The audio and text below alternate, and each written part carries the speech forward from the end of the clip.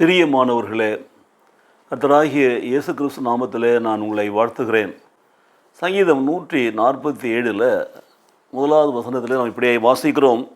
கர்த்தரை துதியுங்கள், நம்முடைய தேவனை கீர்த்தனம் பண்ணுங்கிறது நல்லது, துதித்தலே இன்பமும் ஏற்றதுமானது. துதித்தலே இன்பமும் ஏற்றதுமானது. எனக்கு பிரியமான சகோதர சகோதரிகளே, praise the Lord, how good is to sing praises to our God.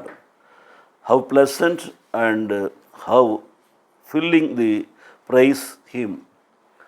கர்த்தரை துதிப்பது நல்லது, ஏற்றது, இன்பமானது.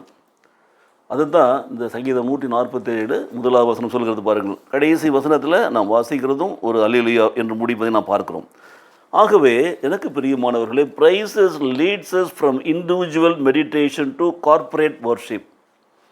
துதித்தல் என்பது நம்முடைய வாழ்க்கையில் ஒரு தனிப்பட்ட ஆராதனை, தனிப்பட்ட தியானம், வேத தியானம், தனிப்பட்ட தேவனை துதிக்கிற அந்த ஆராதனையிலிருந்து நம்மை ஒரு குழுவாக, ஒரு சபையாக நம்ம தேவனை துதிக்கும்படி it leads us to a corporate worship, individual worship, from individual worship to corporate worship, from individual meditation of the word of God to corporate meditation of the word of God.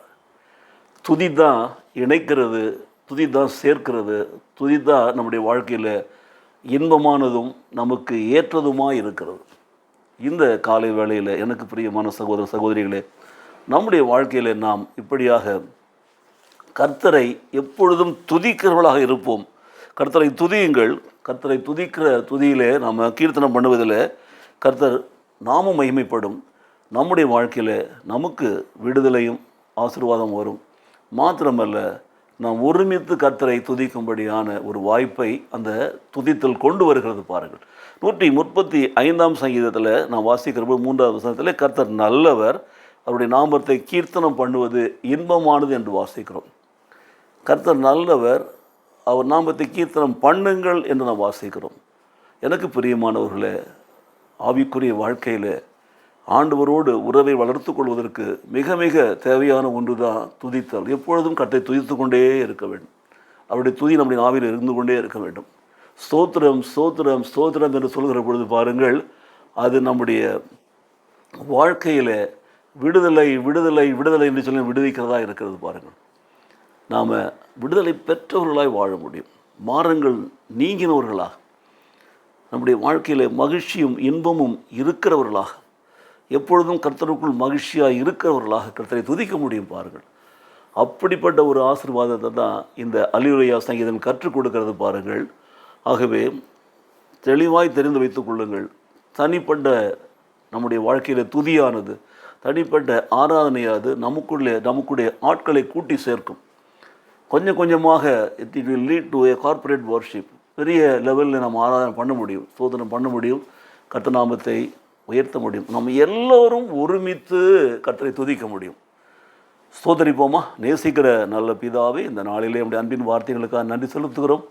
147 சங்கீதத்தில் கூட அல்லேலூயா சங்கீதத்தில் நாங்கள் வாசிக்கிறோமே, கர்த்தரை துதிப்பது நல்லது, கர்த்தரை கீர்த்தனம் பண்ணுவது நல்லது, அது ஏற்றதும் இன்பமும் ஆனது என்று சொல்லி வாசிக்கிறோம். கர்த்தாவே, நாங்கள் அப்படிப்பட்ட துதியிலே பிரியப்பட்டவர்களாக, எப்பொழுதும் கர்த்தரை துதிக்கிறவர்களாக நாங்கள் தனிப்பட்ட முறையில் தனி ஆளாக நாங்கள் அதை ஆண்டவரே நிறைவேற்றினாலும், அப்படிப்பட்டதான ஒரு தனி ஆராதனையானது ஒரு குழு ஆராதனைக்குள்ளே நடத்துகிற அப்படின்னாலும் நமக்கு சோதனம் சுவாமி.